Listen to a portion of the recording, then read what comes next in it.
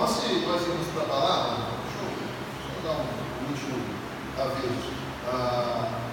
Nós iniciamos semana passada, quarta-feira da semana passada, nós levantamos aqui, desafiamos aqui o grupo de irmãos a trabalhar em dois aspectos, tanto na saúde quanto no evangelismo. Então nós desafiamos aí alguns irmãos a estarem aqui às quartas e às sextas para nós fazermos caminhada. E antes que alguém fale alguma coisa, eu acho que está todo mundo rindo, pensando assim, como chamou e não veio. Na quarta e na sexta-feira foram dois imprevistos e eu não pude estar aqui, mas acompanhei vocês de longe, não só em oração, mas pelo grupo. Vi lá que tinha um bom grupo de irmãos caminhando, fazendo exercícios. Então quero louvar a Deus pela vida de vocês que estavam aqui presentes nas quartas e nas sextas-feiras. E aquele que ainda não veio, eu quero lhe desafiar a estar conosco aqui toda quarta e toda sexta, para a gente, que aguenta. Vou dar dois exemplos aqui. O César e a Simone já são atletas. O César, irmão César ali, já está quase uma maratona, né? E a Cicinha também, a esposa dele. Esses aí já estão no outro nível. Já estão quase, acho que o irmão César está numa maratona aí, 42 quilômetros, já? Meia maratona. Simone e a Cicinha, esposa dele, já estão correndo 10 quilômetros. Eu, coitadinho, se eu correr até aquela porta, vocês precisam me socorrer. Então, quem estiver mais ou menos como eu, vai fazer caminhada. Aqueles, tem o Tiquinho aí que disse que sai correndo da casa dele até aqui. Preciso ver, chegou lá. Preciso estar observando isso aí, para a gente ver isso aí. Mas quem aguenta correr, quero chamar você a fazer uma corrida aqui. Se você ainda não aguenta correr, venha caminhar comigo. Amém? Mas eu quero convidar a igreja, a quarta-feira agora, nós estamos juntos para iniciar a nossa mudança de vida, estilo de vida aí mais saudável. Aí deixa eu dar uma notícia sobre isso.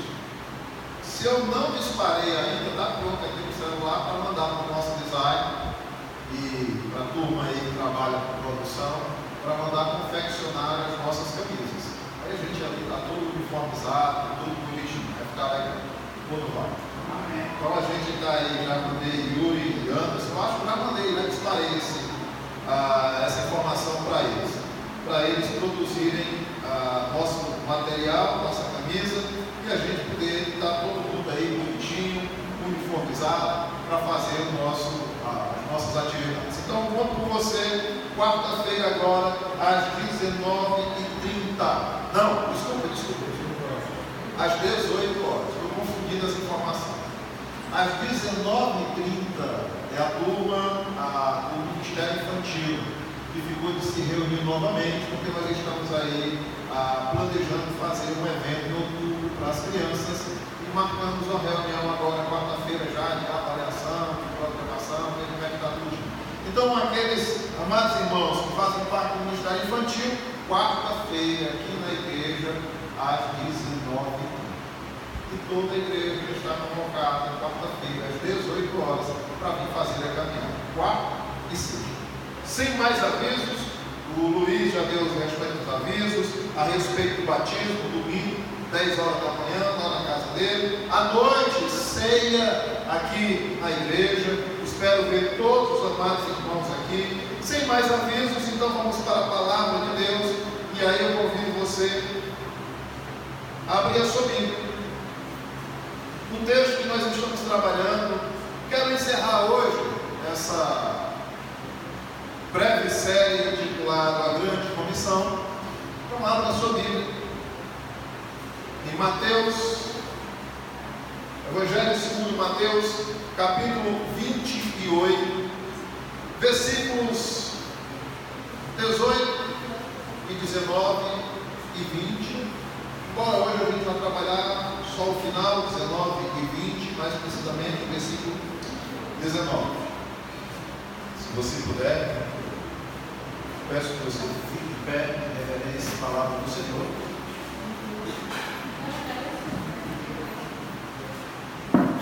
Evangelho segundo Mateus, capítulo 28, versículos de 18 a 20.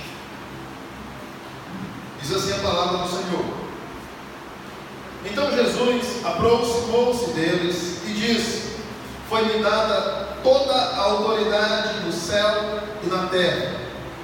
Portanto, vão e façam discípulos de todas as nações, batizando-os em nome do Pai, do Filho e do Espírito Santo, ensinando-os a obedecer a tudo o que lhes ordenei, e eu estarei sempre com vocês até o fim dos tempos.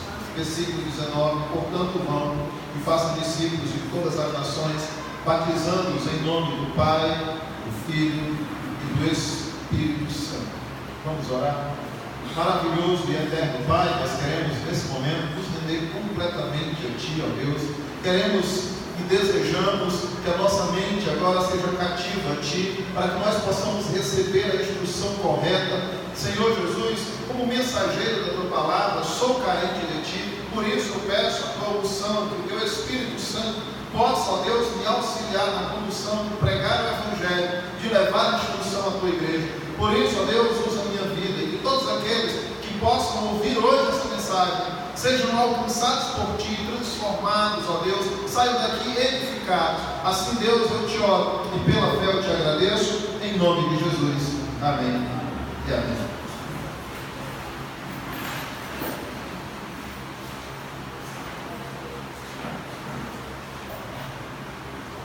A gente fala em ser crente, a primeira ideia que nos vem à cabeça é de em qual igreja nós congregamos, qual é a denominação da igreja a qual nós fazemos parte. Nós associamos muito o fato de nós sermos crentes, de nós sermos cristãos, estamos sempre associando aonde nós estamos e não o que nós fazemos. Essa ideia de que quando nós somos cristãos, se você conversa com um amigo que às vezes você faz anos que não encontra, e de repente encontra e ele vai lhe dizer: eu aceitei ao Senhor Jesus como o Senhor e Salvador. Entre as conversas, entre o que vocês irão conversar, dificilmente não se fará algumas perguntas, como por exemplo: quando foi que você se converteu? Qual a igreja que você congrega? Esse tipo de pergunta. Qual é a sua visão teológica? Mas você já parou para pensar que quando a gente se torna cristão, nós estamos muito mais associando o fato de sermos cristãos com um grupo de irmãos, com a igreja, com uma denominação, do que com o que nós fazemos porque nós somos cristãos? E quando a gente olha exatamente para esse texto, parece que o que o Senhor Jesus começa a nos ensinar vai um pouco na contramão desse pensamento nosso. Porque o Senhor Jesus, e como nós tratamos aqui semana passada, só para que os irmãos lembrem-se, semana passada nós falamos aqui sobre a motivação correta que nós precisamos ter para que nós venhamos a nos dispor a evangelizar, a pregar o Evangelho, a nos envolver com missões. E aí nós falamos, porque nós temos às vezes esse entendimento errado, que existem dois grupos distintos dentro de cada igreja. Existe um grupo de irmãos que é muito empolgado com missões, com evangelismo. Tem outro grupo que não se envolve, não deseja se envolver, está um tanto quanto distante de evangelismo. E nós falamos que esses dois grupos, em muitos casos, pelo menos um deles está completamente errado, aquele que não se envolve com a missão, e aquele muito empolgado, pode ser que ele também esteja com uma visão equivocada sobre o motivo de fazer missão. E nós começamos a falar sobre isso na semana passada. Aliás, já estamos com algumas semanas tratando dessa questão. Mas o fato é que quando nós somos cristãos, o fato do que nós fazemos, como Cristo tem trabalhado na nossa vida, tem muito mais a ver com o local a qual nós estamos servindo.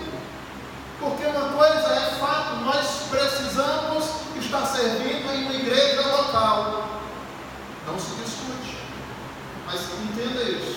frase que eu falei aqui. Precisamos estar servindo em uma igreja local. Mas quando a gente associa o fato de nós sermos cristãos, nós parece que desprezamos a primeira parte do que eu falei. Estar servindo. E nos atentamos muito mais em estar na igreja. Desprezamos outro conceito. O conceito de ser igreja. E é necessário nós compreendermos que quando, ou uma vez que nós aceitamos ao Senhor Jesus, que nós agora somos cristãos, não é apenas para nós estarmos, é para nós sermos, é para nós servirmos. Então, já que semana passada nós falamos da motivação pelo qual nós devemos nos envolver, pelo qual nós devemos servir, e esse motivo foi porque o Senhor Jesus recebeu todo o poder e toda a autoridade nos céus e na terra. Então agora vem uma outra questão que nós precisamos compreender. Como fazer isso? Se nós compreendemos que nós precisamos servir, que nós precisamos nos envolver, que ser igreja é mais importante do que nós frequentarmos a igreja, então a gente vai ter que responder a uma segunda pergunta. Não só a motivação correta para fazer alguma coisa, mas o que deve ser feito? O que a gente precisa fazer? Se nós compreendemos que o Senhor Jesus é nosso Senhor e Salvador, eu vou repetir de novo. Se nós compreendemos que Jesus Cristo é Salvador e Senhor nosso, então inevitavelmente nós vamos ter que responder como essa afirmação, como essa crença afeta a nossa vida, como ela nos transforma, de que forma essa afirmação de que Jesus é Senhor e Salvador pode afetar todo o nosso ser. Com isso, nós vamos para o texto bíblico. Se nós falamos no versículo 18, na semana passada, eu quero me deter hoje no versículo 19 e 20. Versículo 19 vai dizer o seguinte: portanto, vão. Dependendo da sua versão, ele vai dizer por esse motivo, por esta causa, o ide e fazei discípulos, batizando-os em nome do Pai, do Filho e do Espírito Santo. Lamentavelmente, às vezes alguns estudos têm ouvido algumas pessoas falarem de forma equivocada na interpretação bíblica, ou pelo menos de como fazer o jogo de palavras correto, como colocar essas palavras na ordem correta. Nós temos visto equivocadamente algumas pessoas tentarem traduzir esse texto, tentarem aplicar o que nós acabamos de ler da seguinte forma, dizendo que o verbo imperativo é o façam, por isso façam discípulos. E de fato esse é o verbo imperativo. E eu não quero dar aqui uma lição de grego, eu não quero transformar a mensagem de hoje em um estudo desse versículo e puxar para o grego. Mas para que os irmãos compreendam, de fato o verbo imperativo é o façam discípulos. Porém nós precisamos compreender que há um verbo que está subordinado a esse verbo imperativo. E que sem ele, todo o contexto, todo o restante do versículo perde completamente o sentido. E se você observar, o texto começa, portanto, ide, vão. E esse verbo, o verbo de ir, ele está subordinado a esse verbo imperativo, faça. Se nós tirarmos o ide, todo o restante acaba perdendo o seu sentido. E o que a gente muitas vezes tem observado é que pessoas têm tentado ensinar da seguinte forma, que nós precisamos fazer discípulos, e isso está certo. Porém, como fazer discípulos? Aonde fazer discípulos?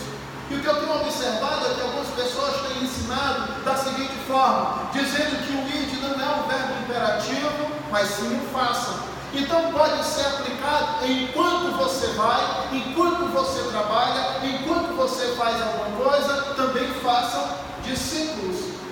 E essa visão tem distorcido um pouco o que o Senhor Jesus, um pouco não, tem distorcido demais o que o Senhor Jesus tem a nos ensinar e tem nos cobrado como cristãos. Porque ele não pode ser desassociado. O fato de nós irmos, o fato de nós nos envolvermos, também é uma ordem do Senhor Jesus, assim como façam discípulos.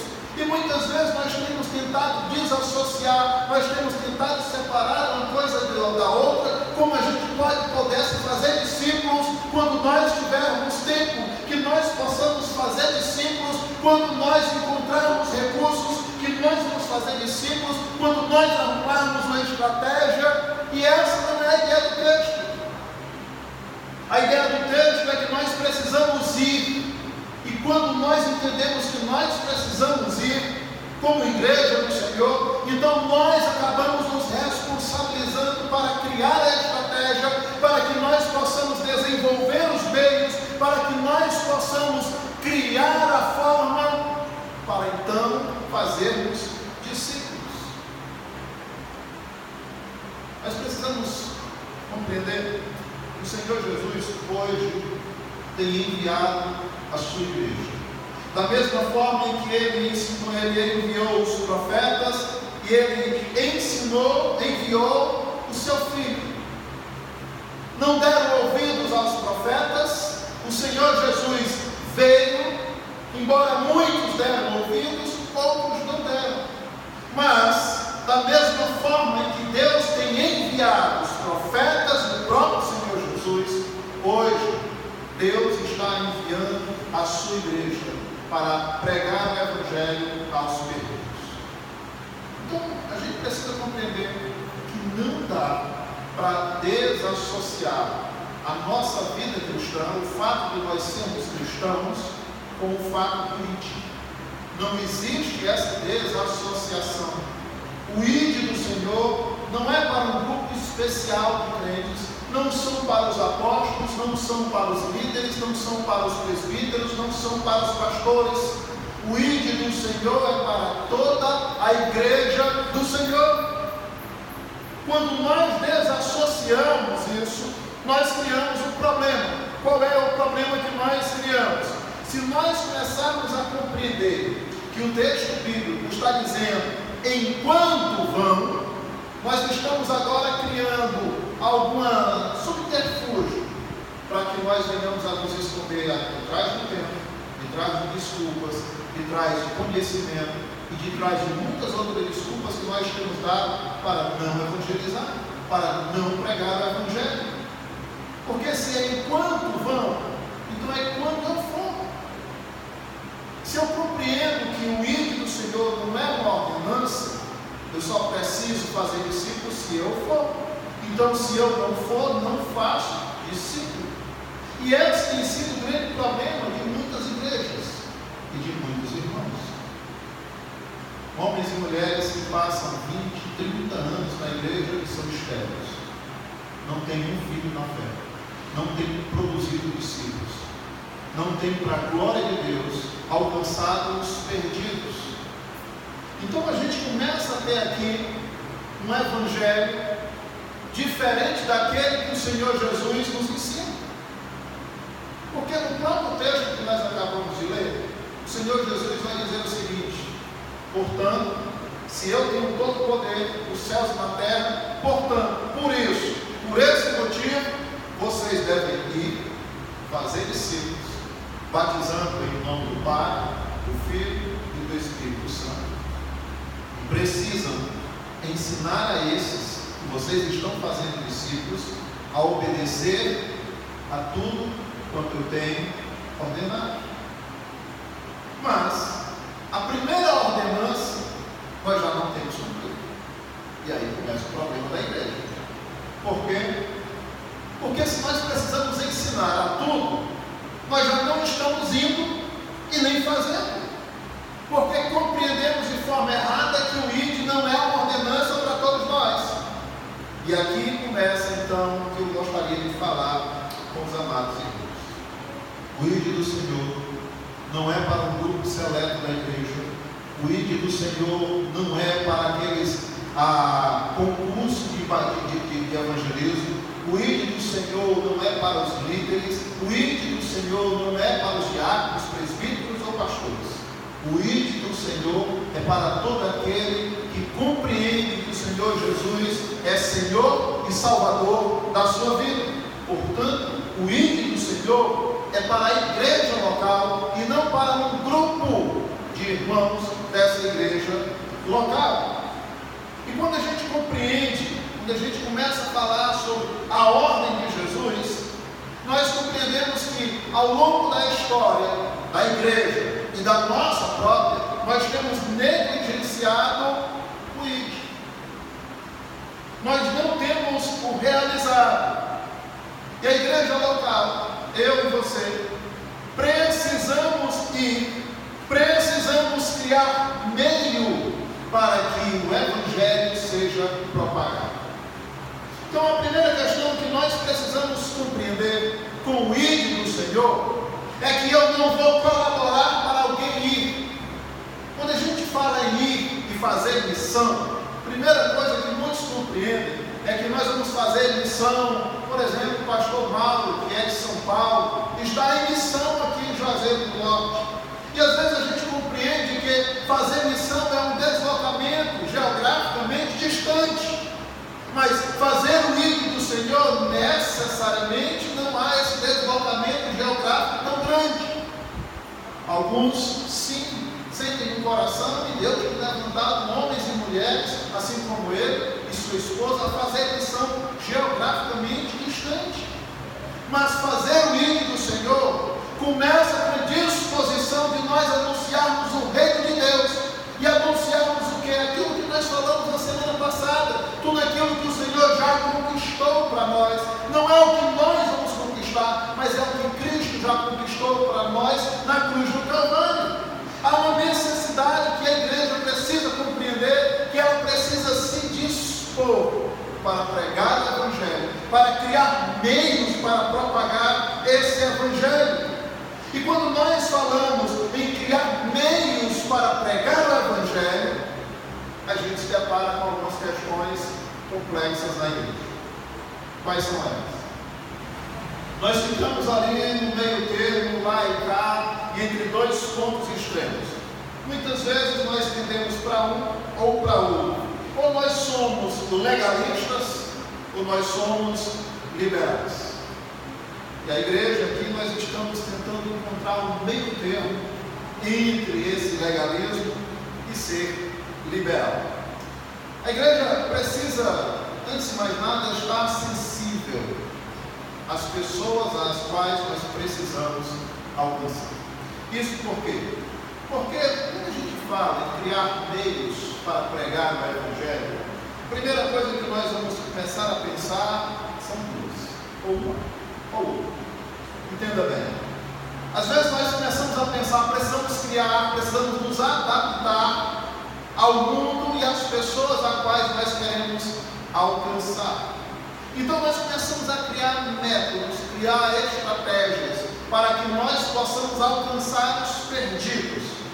E nesse criar métodos, nessa adaptação, muitos, nem todos, começam a se parecer muito mais com aqueles que nós queremos ganhar do que com o servo de Cristo. Mas há um outro extremo nisso também. Existe uma outra turma aí que diz, não, nós não temos que ser iguais a eles, nós não temos que nos parecer com eles, nós temos é que confrontar eles, temos que bater de frente. Então começa a ter algumas ideias muito legalistas. Por exemplo, a vestimenta, a forma de falar, a forma de se comunicar. E quando a gente fala que nós precisamos criar meios para alcançar os perdidos, na maioria dos casos a igreja fica vacilante entre esses dois pontos. Entre uma adaptação à comunicação e à cultura que está vigente e nós confrontarmos essa cultura e essas pessoas. comigo. Nós não precisamos nem nos adaptarmos por completo a essa cultura. E nós também não precisamos sermos legalistas ao ponto de nós não nos comunicarmos com as pessoas que nós queremos ganhar. A igreja precisa falar a língua que as pessoas possam entender, mas confrontá-las no momento certo. Então nós precisamos encontrar um meio termo, aonde nós venhamos a nos comunicar com a cultura vigente, nós possamos nos comunicar com as pessoas as quais nós queremos ganhar para Cristo, as quais nos é ordenado que nós venhamos a fazer isso. Precisamos compreender qual linguagem corporal, intelectual, visual, que nós vamos utilizar para nos comunicar com essa pessoa, com esse grupo, com essa cultura. Precisamos identificar isso, mas também não podemos abrir mão do confronto. Precisamos denunciar o pecado, precisamos falar do que é ser santo. E a igreja muitas vezes tem se perdido exatamente nesse meio termo, porque eu tenho sido legalista ao extremo de não se comunicar. Às vezes, algumas pessoas, hoje aqui na igreja não ocorre isso, mas já vi pessoas ficarem chocadas comigo, por medo de verem de bermuda. Tinha uma irmã assim, pastor de bermuda. Ué, e qual é o problema? Porque tem gente extremamente legalista, que acha que a santidade está na bermuda, na calça comprida, na camiseta, e isso pode ser santo ou pode ser profano. E nós precisamos compreender, meus amados, que nós nem podemos tender para o extremo e nem para o outro. Nós precisamos encontrar um meio termo. Eu não estou dizendo que agora que nós vamos nos comunicar com o mundo, nós vamos usar aquelas roupas minúsculas, principalmente os jovens, tanto homens quanto mulheres, aquelas roupas decotadas, para nós nos comunicarmos com Ele. Não é isso que eu estou dizendo. Eu estou dizendo que nós precisamos ser gentil para ganhar os gentios. Nós precisamos ser gregos para ganhar os gregos. Mas precisamos ter a nossa consciência em Cristo, para que os nossos valores não sejam corrompidos quando nós estivermos com aquela cultura diferente da nossa. Mas nós precisamos aprender a conversar com esta cultura. E isso é um desafio para a igreja.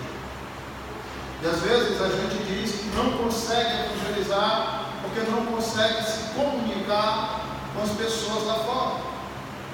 Venhamos e convenhamos, às vezes nós temos um gueto, nós temos aqui um linguajar próprio, fala abençoado, fala homem de Deus, varão. E às vezes esse linguajar, às vezes não, esse linguajar é comum aqui dentro, é não é? E lá fora. Eu tenho o costume de chamar as pessoas de querido.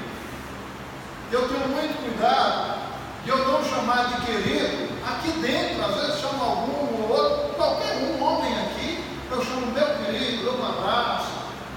Mas você já parou para pensar que eu chamar um homem que tem uma cultura diferente da nossa de querido pode soar estranho?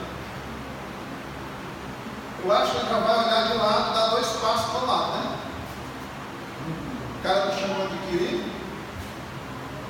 Nós precisamos aprender a nos comunicar com essa cultura, sem perder a nossa essência, sem abrir mão dos nossos princípios bíblicos. Então deixa eu dizer uma coisa, meus irmãos. Quando a gente observa o texto bíblico, Deus ali, todo mundo conhece a história da Torre de Babel, onde Deus confunde as pessoas lá, trazendo línguas diferentes para aqueles povos.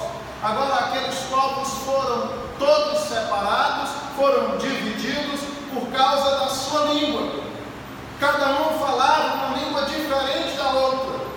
E observe que por não conseguirem se comunicar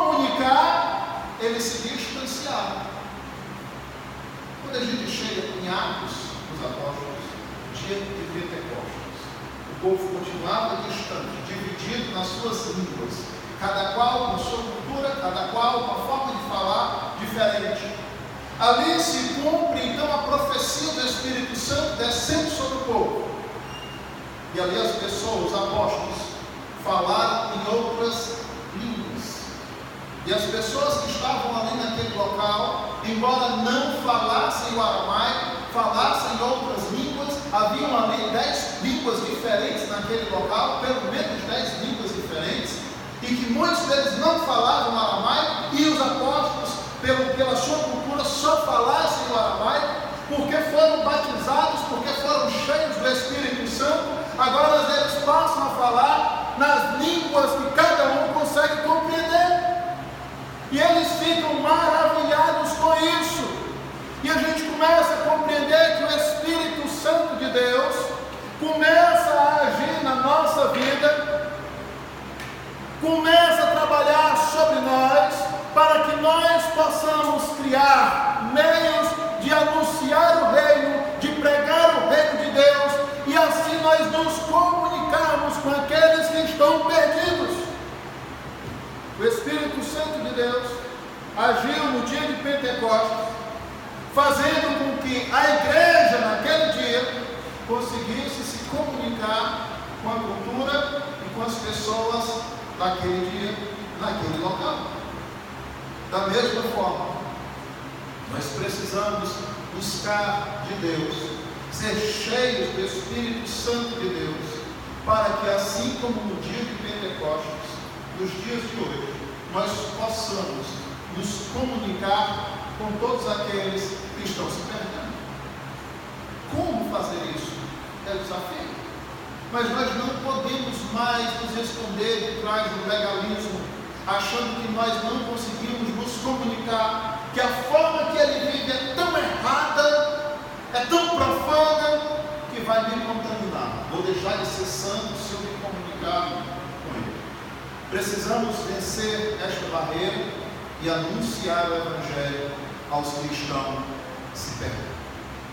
Volto a falar, mas isso não é para o grupo seleto de irmãos, não é para aquele grupo que tem estudado teologia, não é para os pastores, não é para os líderes da igreja. Marcos 16, 15 diz: ide por todo o mundo e preguem.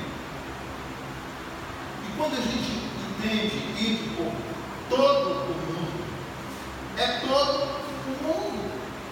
Nós não precisamos, nós não podemos começar a fazer as distinções, aí a gente volta para o início, errôneas do quando.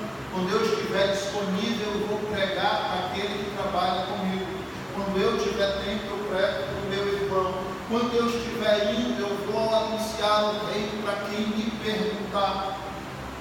A gente precisa compreender, meus amados, que a instrução bíblica não é para que nós venhamos esperar as pessoas nos procurarem. Não é quando alguém se aproximar de nós, não é quando alguém nos perguntar alguma coisa bíblica, não é quando alguém tiver dúvida, não é quando alguém tiver um problema no casamento, não é quando alguém tiver uma dúvida espiritual, não é quando alguém tiver falta de conhecimento bíblico. Não é quando isso acontecer que nós vamos pregar o Evangelho. O Evangelho deve ser pregado a tempo e a fora de tempo, por mim e por você. E nós precisamos criar os meios, o mecanismo, nós precisamos criar as oportunidades de falar de Cristo para os outros. Deixa eu me dar um exemplo prático. Às vezes é difícil a gente chegar no vizinho, mas deixa eu dizer, eu e você precisamos pregar o Evangelho de Cristo para os nossos vizinhos, começando pelos vizinhos. Isso por quê? Se você observar lá em Atos dos Apóstolos, capítulo 1, versículo 8, o texto bíblico vai começar dizendo, dando uma instrução geográfica. Acompanhe comigo aí, deve estar no telão. Atos capítulo 1, versículo 8, que o Evangelho deve ser pregado primeiro, aonde era o centro de tudo. No Antigo Testamento, o centro religioso de todo o povo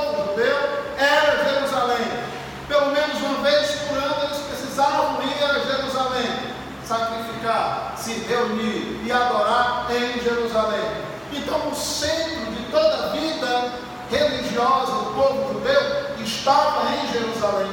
Porém, agora, o que Jesus está nos ensinando é que nós precisamos começar a sair, é um deslocamento geográfico. E ele começa a dizer que precisa iniciar por Jerusalém, por toda a Judéia, por Samaria e até os confins da terra.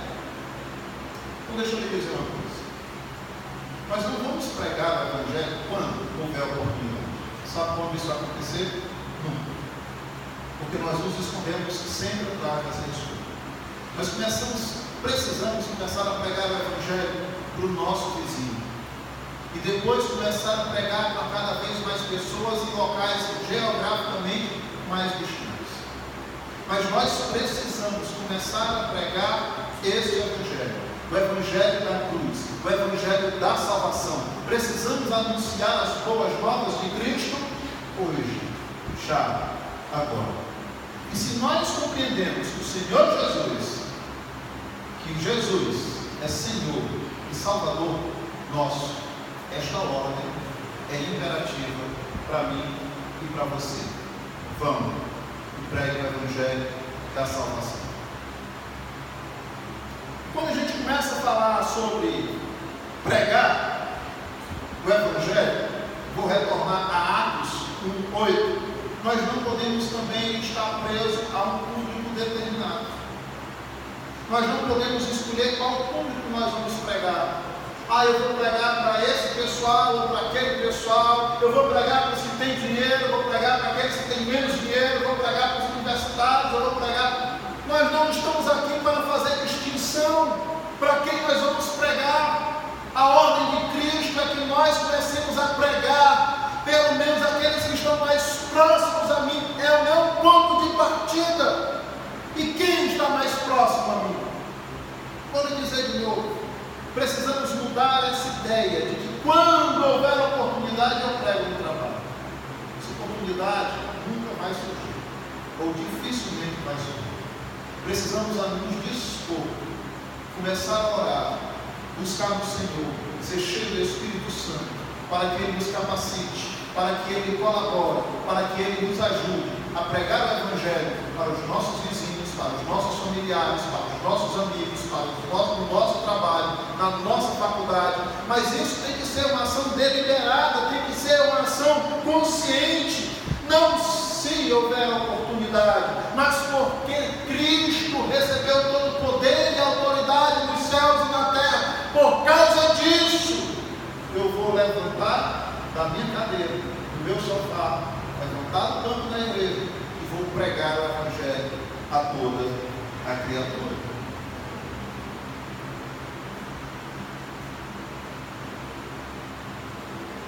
O ID, como eu já falei, não é para um grupo da igreja, mas para todos. Às vezes encontramos algumas pessoas criando obstáculos e dizendo: não, mas aqui Jesus não está falando para os discípulos.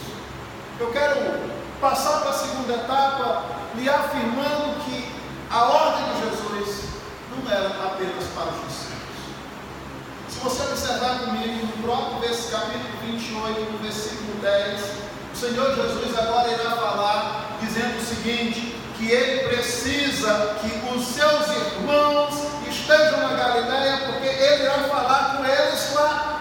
E o texto vai se desenrolando, e quando chega no versículo 19, 18, 19 e 20, Ele está falando não apenas com os discípulos, mas com todos aqueles, com os discípulos não, com os apóstolos, mas Ele está falando com todos aqueles que se reuniram para ouvirem Ele falar. Assim é para nós. Precisamos compreender que o ID do Senhor é para você. Precisamos anunciar o Cristo ressurreto, aquele que morreu e ressuscitou, e está sentado à direita de Deus Pai, o Todo-Poderoso. Precisamos anunciar o Evangelho de Cristo. Mas, se nós precisamos ir, a pergunta que vem em seguida é: o que é que nós vamos fazer de fato? Algumas pessoas também entendem de forma diferente que o texto nos ensina, que ir é ir convidar as pessoas para a igreja.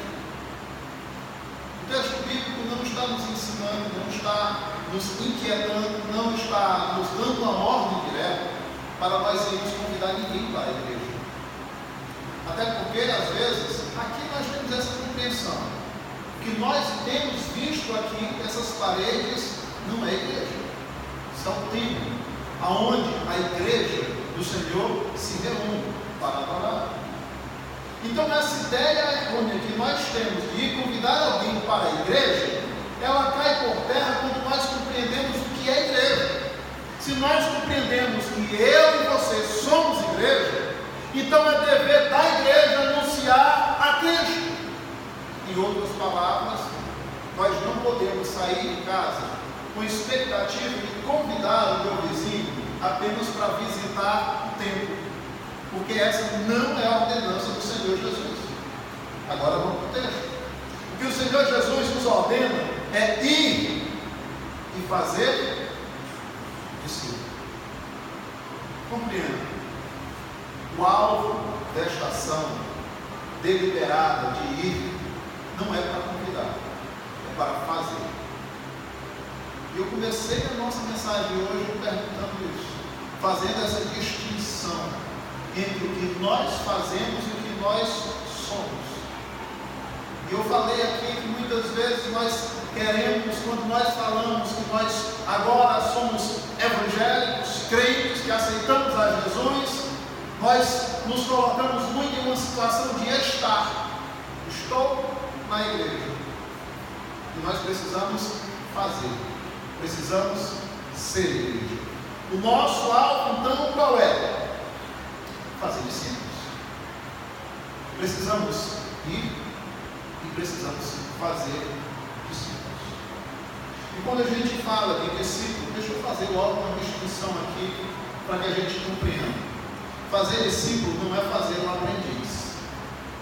Quando a gente fala em discípulo, é muito diferente de nós criarmos, de nós levantarmos, de nós formarmos um aprendiz.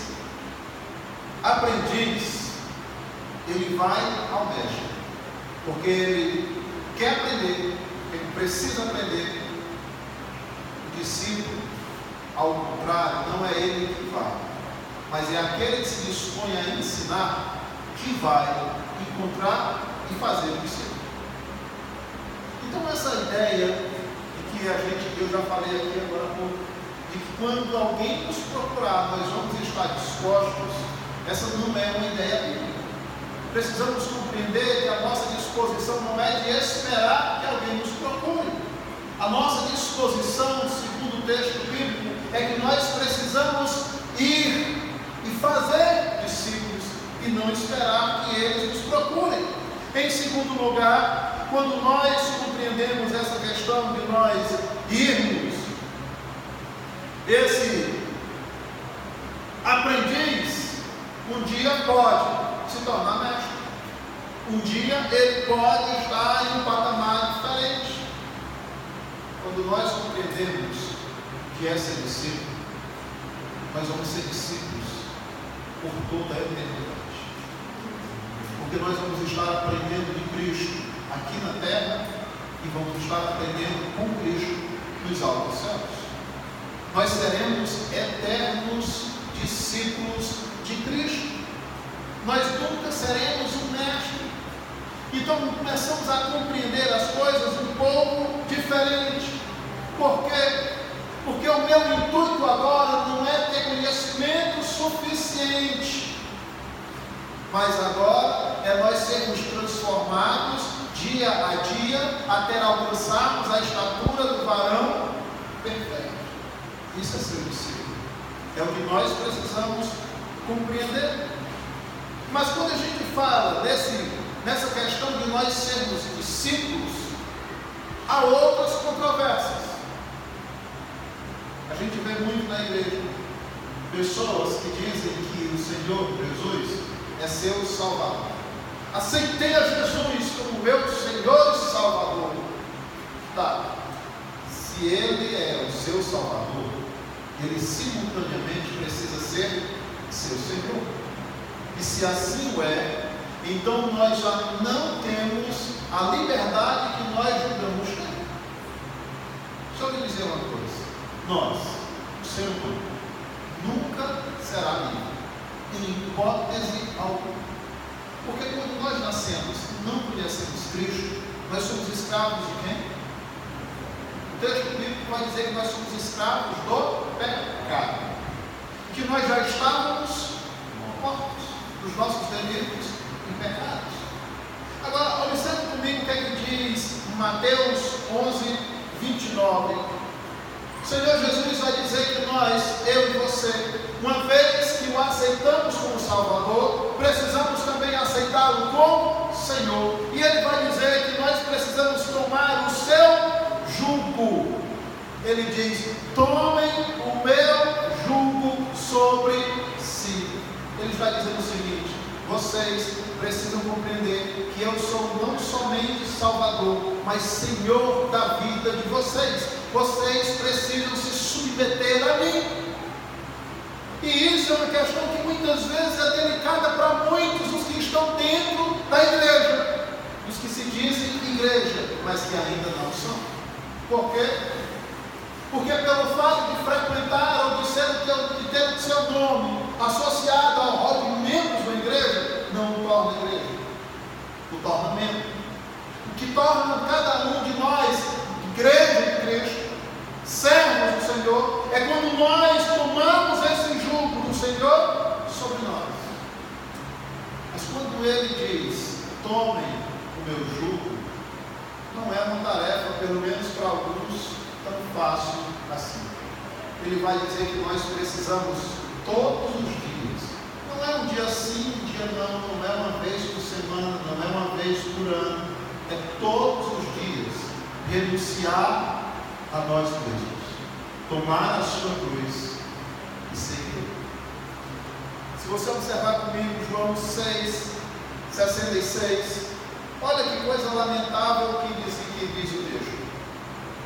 O Senhor Jesus começa a anunciar o que é esse senhorio, o que é o reino dele. Começa agora a ensinar como é as coisas.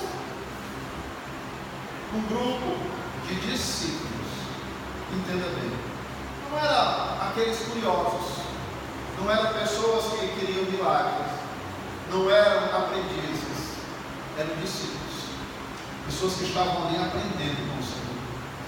Essas pessoas agora, a partir daquele momento, diz o texto, daquela hora em diante, muitos dos discípulos voltaram atrás.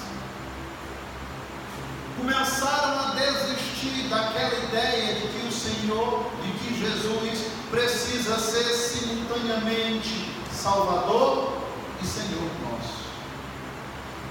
Mas nos nossos dias, nós ainda temos essa ideia errônea de que Ele é apenas nosso Salvador e de que nós podemos tomar a nossa vida, as regras da nossa vida na nossa mão e fazermos aquilo que nós queremos, do jeito que nós queremos, da forma em que nós queremos, não nos submetendo a Ele. Deixa eu fazer uma pergunta. Quantos aqui são discípulos do Senhor Jesus? Tem alguns aqui. Talvez nem todos tenham ouvido a pergunta, eu vou refazer a pergunta. Quantos aqui são discípulos do Senhor Jesus? Amém. Glória a Deus.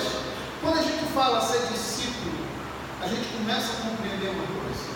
Discípulo não é aquele que está ali apenas aprendendo.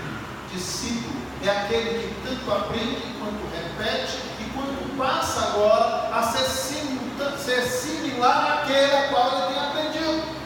Paulo, ele vai dizer o seguinte, que as pessoas que andavam com ele precisavam ser imitadores de Cristo, imitadores dele como ele é de Cristo. O que isso quer dizer? E olha a implicação disso para a nossa vida.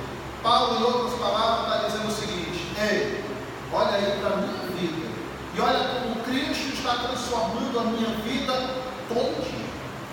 Olha como eu sou transformado dia a dia pela glória do Senhor Jesus. Olha como eu me disponho a aprender dele e como ele tem usado a minha vida e como ele tem transformado a minha vida para a sua glória.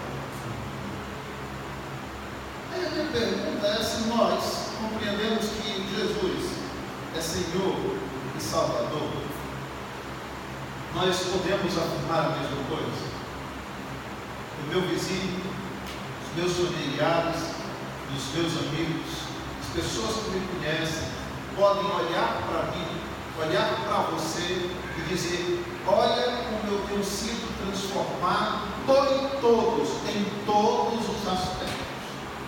Às vezes a gente acha que ser transformado por Cristo é quando nós simplesmente abandonamos a vida de pecado. Não, eu não traio, eu não roubo, eu não faço mais nada disso, então agora eu estou santo. Não é isso que o Senhor Jesus nos ensina, não é isso que Ele exige de nós. O Senhor Jesus ensina que nós venhamos a ser discípulos. Então, ser discípulo não é apenas aquele que se converteu. Ser discípulo vai muito mais profundo. Ser discípulo é alguém que está sempre aprendendo com a mensagem de Cristo. Significa dizer que o discípulo tem uma necessidade da palavra de Deus, tem uma necessidade diária de se debruçar sobre a palavra, de aprender sobre essa palavra, para que a palavra de Deus possa transformar a sua vida todos os dias. Agora olha a complexidade daquilo que Jesus nos instrui a fazer. Eu, é o que ele diz, recebi todo o poder nos céus e na terra. E por causa desse motivo, vocês precisam ir e fazer discípulos. Aí é uma questão complicada. Nós temos sido discípulos para fazer outros discípulos. Se ser discípulo de Cristo é um processo, nós precisamos abandonar a ideia do imediatismo. As pessoas hoje vivem com imediatismo extremo. As pessoas querem os 12 passos para ser feliz, os 12 passos para se salvar, os 12 passos para ser membro da igreja, os 12 passos para o casamento feliz, querem os 12 passos para tudo. E nós esquecemos que discipulado é um processo o qual dura a vida toda. Durante toda a nossa vida terrena e durante toda a nossa eternidade, nós seremos discípulos de Cristo. Se nós observamos um pouco daquilo que é relatado sobre o que irá acontecer nos céus, a imagem que nós temos é de serviço e não de perpetuar fazendo alguma coisa. Os 24 anciãos, todos os seres celestiais, não estão passeando sem fazer nada em todas as menções que a Bíblia fala deles. Em uma das suas ações, eles estão adorando ao Senhor, cantando de dia e de noite: Santo, Santo, Santo é o Senhor. Isso é serviço para a glória do Senhor Jesus. E nós temos uma compreensão errada de que nós podemos viver para a glória de Deus, sermos discípulos de Cristo, simplesmente sentados sem fazer nada. Precisamos abandonar essa ideia urgentemente. Nós precisamos nos envolver com missões, precisamos nos envolver com evangelismo, precisamos nos envolver para a glória de Deus.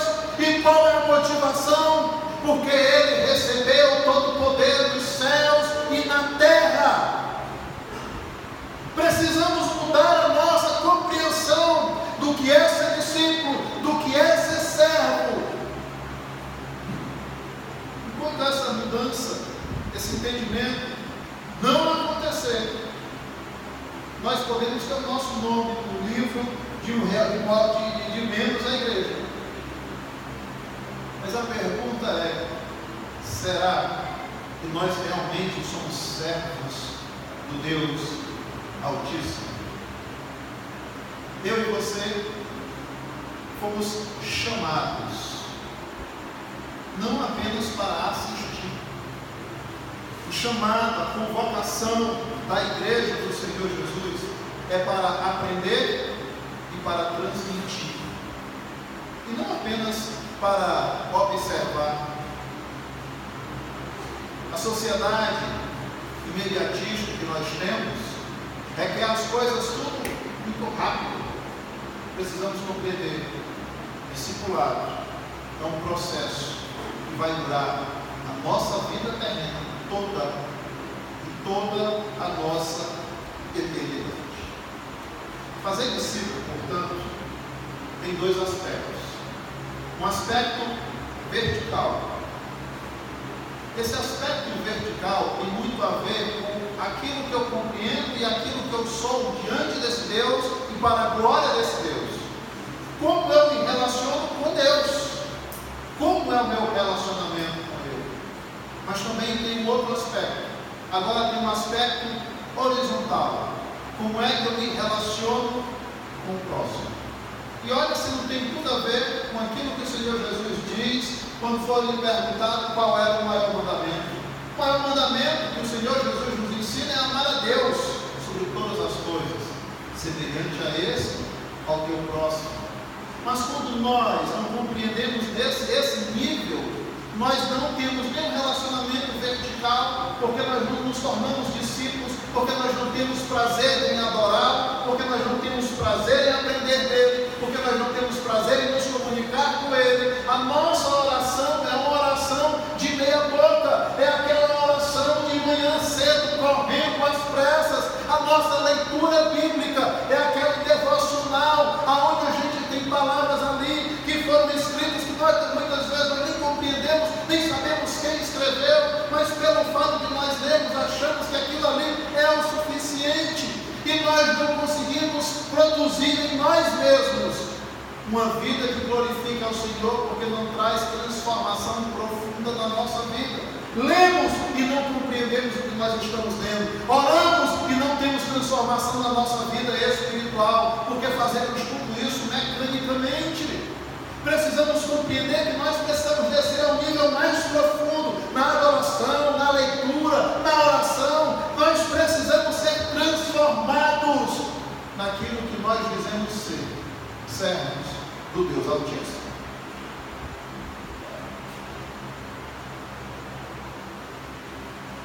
Deixa eu lhe fazer uma pergunta para você. No dia que você se converteu para cá, não estou falando antes. Antes eu e você tínhamos uma vida errônea, vivíamos uma vida de pecado.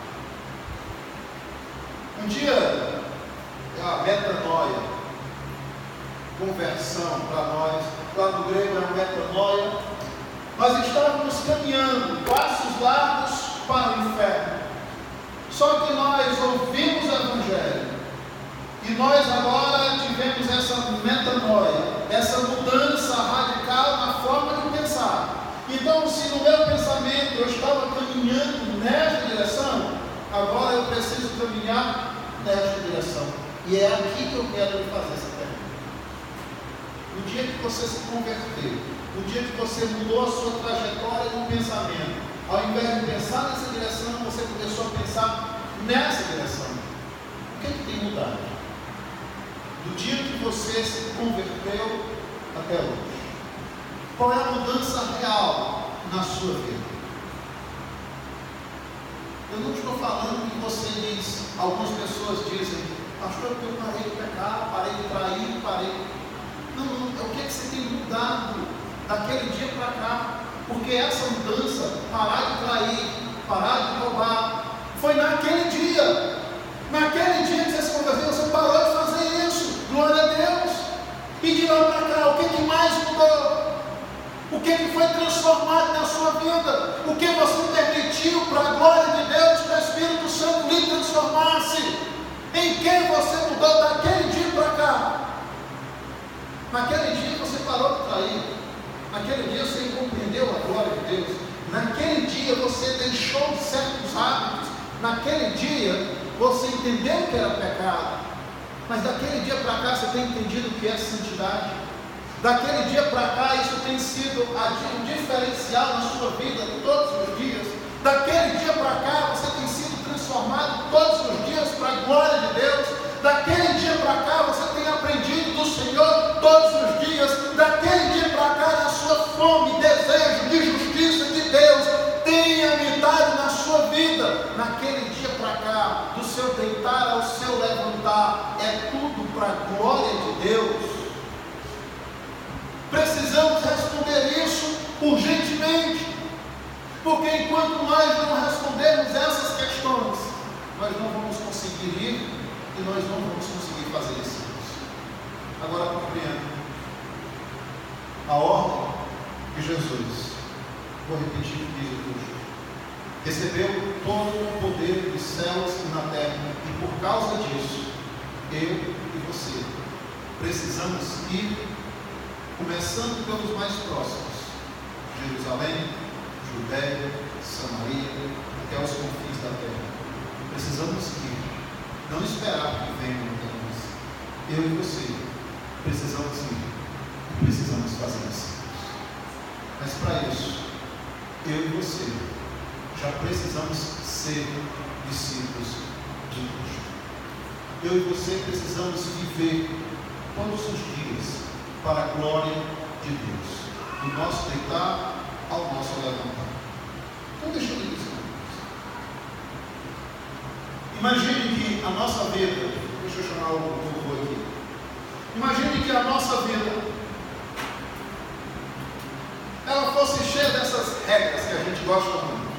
Às vezes a gente quer um curso muito prático. Pastor, como é que a gente faz esse negócio de evangelismo? Deu um curso aí. E a gente quer replicar aquilo ali. A gente quer ir agora fazendo da forma que nós aprendemos. Se é bater na porta, se é fazer um espetáculo, se é fazer um evento, nós aprendemos, nós queremos replicar.